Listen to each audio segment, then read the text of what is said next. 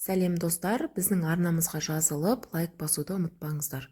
Ұйқы ағза үшін маңызды. Орташа есеппен адам өмірінің 1/3 бөлігін ұйқымен өткізеді. Дүниежүзілік денсаулық сақтау ұйымының ұсынысы бойынша, ересек адам күніне 7-8 сағат ұйықтауы керек деген қағида бар.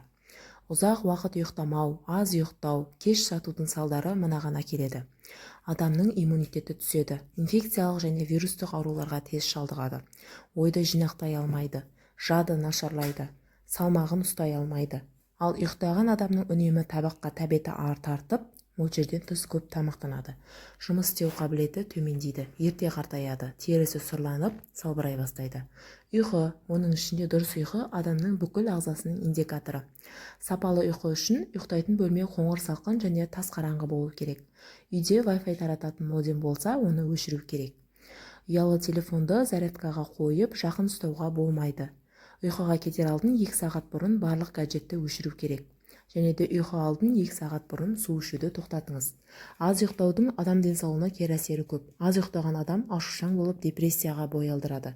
Ұйқы тегін дәрі. Тәртіппен ұйықтап оянсаңыз, талай аурудың алдын аласыз.